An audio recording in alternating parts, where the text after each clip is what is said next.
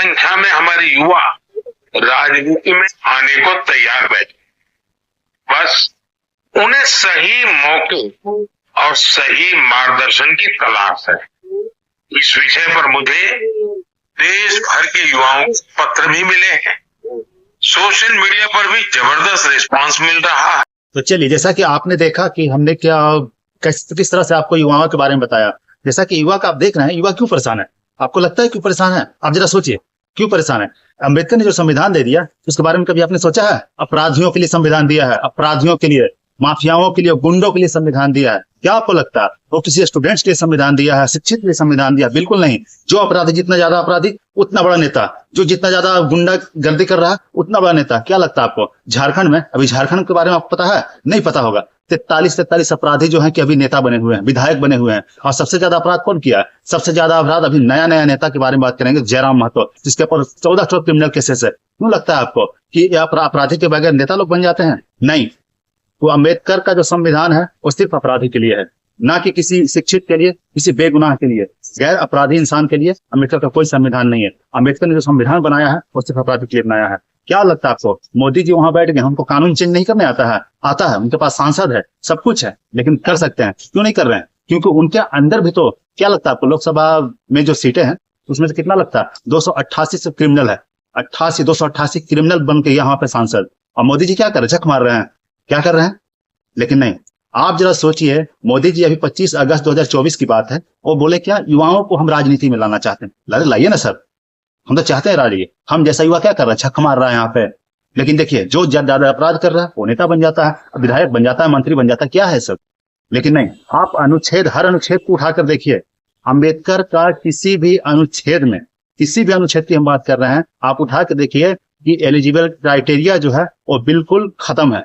क्यों नहीं बनना चाहिए पढ़ा लिखा नेता? क्यों नहीं बनना चाहिए? आखिर समय नौकरी के लिए जब जाता है, लोग नौकरी के लिए जाता है, तो क्यों उससे पूछा जाता है कि आपने अपराध किया? अगर अपराधी को नौकरी आप नहीं दे सकते हैं, लेकिन अपराधी को आप नेता बना सकते हैं। अपराधी को आप क्या बोलते हैं कि किसी लेवल पे नहीं ले जा सकते हैं, लेकिन अपराधी को नेता बना सकते हैं। गुंडा क्यों नेता बनाता है? क्यों नहीं एक शिक्षित गैर माफिया लोग आ सकते हैं नेता में? इसलिए क्योंकि उनके पास पैसे नहीं है, इसलिए क्योंकि वो अपराध नहीं किए हैं। कहने का मतलब है, जब आएंगे तो राजनीति में या तो पैसे वाले आएंगे या तो आपको अपराधी आएंगे, ना कि कोई शिक्षित व्यक्ति आएगा, गैर अपराधी व्यक्ति आएगा। ऐसा कुछ नहीं है। युवा हैं, आप जागिए, अम्बेडकर का संविधान को आप पढ़िए, बहुत करीब से पढ़िए। आपको एक चीज सीखने को मिलेगा। क्या सीखने को मिलेगा? कि जितने अनुच्छेद को आप पढ़ेंगे उसमें से आप विधानसभा में आने के लिए एलिजिबल क्राइटेरिया हो, राष्ट्रपति के लिए हो, प्रधानमंत्री के हो, मंत्रिमंडल के किसी भी व्यक्ति के लिए हो, मुख्यमंत्री के लिए हो, किसी में आपको एलिजिबल क्राइटेरिया, योग्यताएं में ये चीज नहीं देखने को मिलेगा कि इतने पढ़ा लिखा व्यक्ति होना चाहिए। नहीं, ये चीज नहीं मिलेगा। इसमें यह भी नहीं मिलेगा आपको ये माफिया नहीं होना चाहिए, ये भी नहीं मिलेगा। क्यों? क्योंकि माफिया ही तो पैसा खर्चा करते हैं। क्यों? आखिर सोचिए आप, जिस दिन माफिया को नेता नहीं बनने मिलेगा, कोई भी आदमी बेवजह आंदोलन नहीं करेगा, कोई भी सरकारी संपत्ति का नुकसान नहीं करेगा, क्योंकि उसको पता होगा कि हम सरकारी संपत्ति का नुकसान करते हैं, हम पे केसेस होगा तो हम नेता नहीं बन सकते, हम विधायक नहीं बन सकते हैं। अरे आईएएस और आईपीएस की बात करते हैं, ये लोग तो सर झुका के, लोग बहुत अच्छा लगता है। क्या लगता है आपको? बहुत अच्छा नहीं लगता है। फिर भी ये लोग सर तो झुकाएंगे ही, नेता के सामने सर झुकाना है। ये लोग तो सबसे बड़ा बेवकूफ है आईएएस आईपीएस हमारे देश के, जो नेता के सामने सर झुकाने को तैयार है, लेकिन ये बताने के लिए जनता को तैयार नहीं है कि आप अपराधी को वोट ना करें।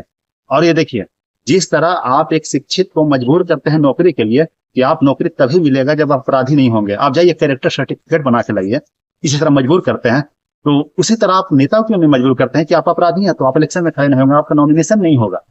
नहीं करते हैं ना, लोग तो मजबूर हो जाते हैं, क्योंकि गाड़ी में तेल 200 का डलवाएगा कौन? अपराधी डलवाएगा, पैसे वाला डलवाएगा, तो लोग तो उसी के पीछे भागेंगे। आप मजबूर करिए ना साहब, आपके पास सरकार है, आपके पास संविधान है, संविधान संशोधन में नहीं है, और अगर नहीं है तो फिर अम्बेडकर जैसा बेवकूफ इंसान हम कभी नहीं देखे हैं।